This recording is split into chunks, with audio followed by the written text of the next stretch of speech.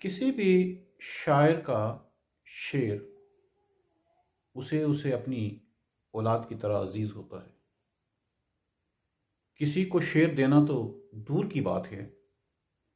اگر کسی شاعر کے سامنے اس کے شعر کی غلط قرات کی جائے، اس کے اندر زیر و زبر کی تھوڑی سی غلطی بھی آ جائے تو شاعر پر بہت گراں گزرتا ہے۔ لیکن علامہ اقبال کی فیاضی کا کیا ہی کہنا ہے کہ دو موقع ایسے آئے کہ جہاں انہوں نے اپنے دو قیمتی اشعار، دو قیمتی قطعات دوسروں کے نام کرنے پڑے اور دوسروں کے حوالے کرنے پڑے۔ ایک وہ موقع کہ انہوں نے اپنے لوح مزار کے لیے جو قطع ارشاد فرمایا تھا، اور وہ قطع ان کی پوری زندگی کی اور شخصیت کی عکاسی کرتا تھا، اور علامہ اقبال کی پوری زندگی کا عکس اس قطعے کے اندر نظر آتا ہے۔ نہ پیوستم درین بوستان سرادل، زبند این و آن آزاد رفتم، چو باد صبح گردیدم دم چند، گلان را آب و رنگ داد رفتم، کہ میں نے اس دنیا کے باغ کی سیر کی، یہاں کے گل و گلزار دیکھے، رنگ و گل دیکھے، لیکن میں نے اس باغ کے ساتھ دل نہیں لگایا، میں یہاں پہ قید نہیں ہوا، میں کسی طرح بھی اپنے آپ کو اپنے پاؤں کے اندر کسی بھی قسم کی بیڑی یا زنجیر نہیں ڈالی، میں ان تمام چیزوں سے آزاد رہا کہ کوئی چیز مجھے مروب نہیں کر سکی۔ میری مثال ایسی ہے کہ جیسے صبح کے وقت باد صبح آتی ہے اور وہ تھوڑی دیر کے لیے آ کر تمام پودوں، کلیوں، پھولوں کو تازہ ہوا دے کر انہیں رنگ اور نور سے منور کر کے خوشبو دے کر واپس اپنے مقام پر چلی جاتی ہے۔ یہ وہ قطعہ تھا جو علامہ اقبال نے اپنے لیے لکھا تھا کہ یہ میرے لوح مزار پر تحریر کیا جائے۔ لیکن ایک وقت ایسا آیا کہ یہ قطعہ انہوں نے اپنے بہت ہی عزیز دوست سر راس مسعود کی جب ان کی رحلت ہو گئی جولائی 1937 کے اندر، تو انہوں نے یہ قطعہ ان کے لیے بھجوایا کہ میری زندگی سے زیادہ، میری قبر سے زیادہ یہ قطعہ ان کی قبر پر لکھوایا جائے۔ سر راس مسعود سے علامہ اقبال کے بڑے ہی گہرے دیرینہ مراسم تھے، خاص کر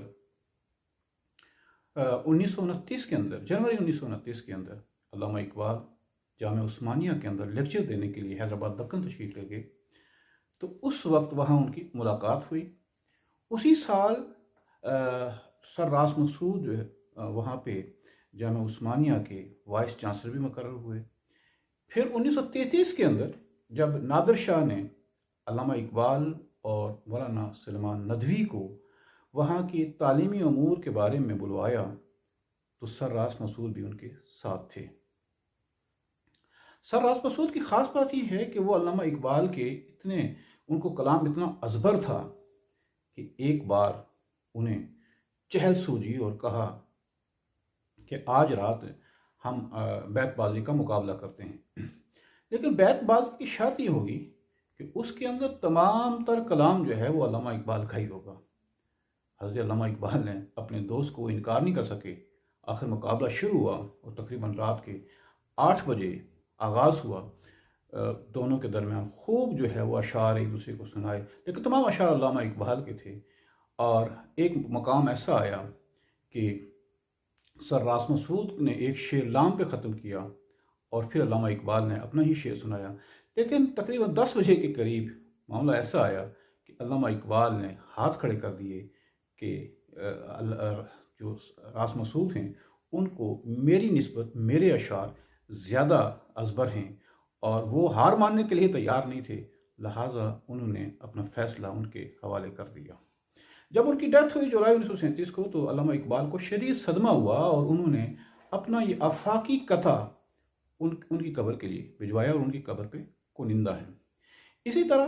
ان کا ایک اور قطعہ جو بڑا مشہور ہے اور ہر جگہ پہ پڑھا بھی جاتا ہے، تو غنی از ہر دو عالم من فقیر، روز محشر عذر ہائے من پذیر و حسابم راتبینی ناگزیر از نگاہ مصطفیٰ پنہا بگیر۔ یہ علامہ اقبال نے دراصل اس مقصد کے لیے لکھا تھا کہ جب وہ حج کے لیے جائیں گے تو وہاں پر جب وہ خانہ کعبہ میں پہنچیں گے تو وہاں یہ گڑ گڑا کر پڑھیں گے کہ اللہ تو دونوں جہانوں کا مالک ہے، داتا ہے، اور میں دونوں جہانوں کا فقیر ہوں۔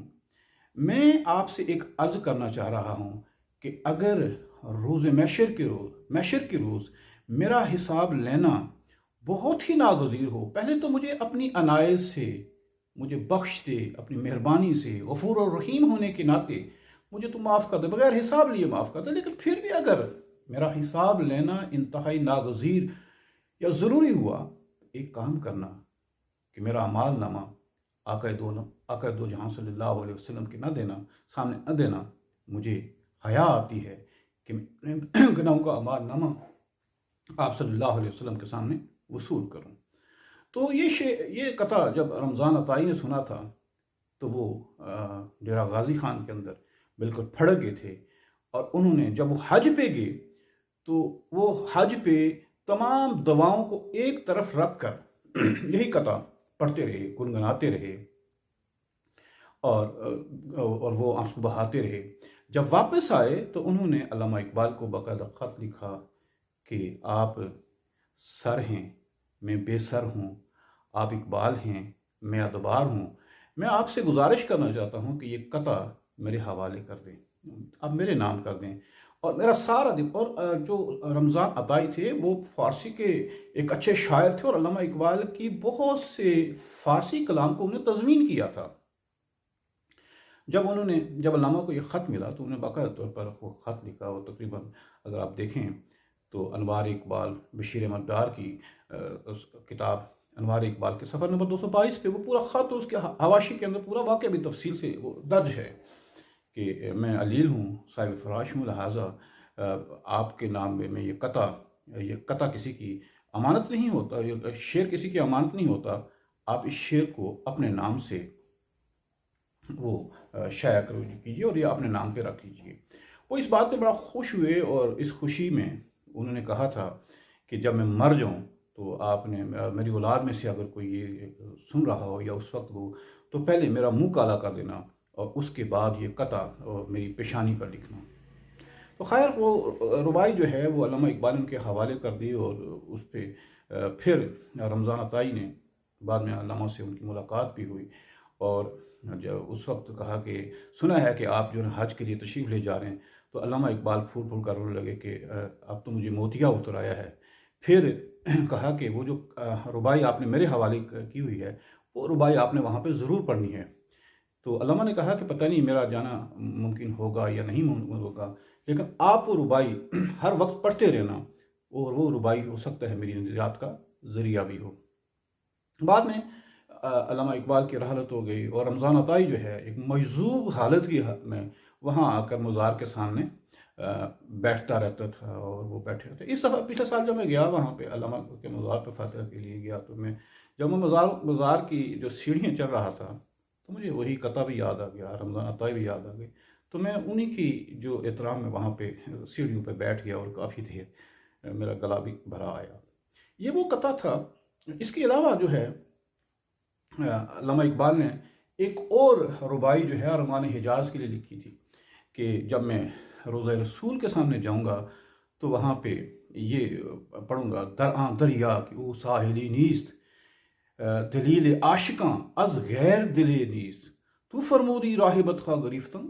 وگرنہ جز تمہارا منزل نیست۔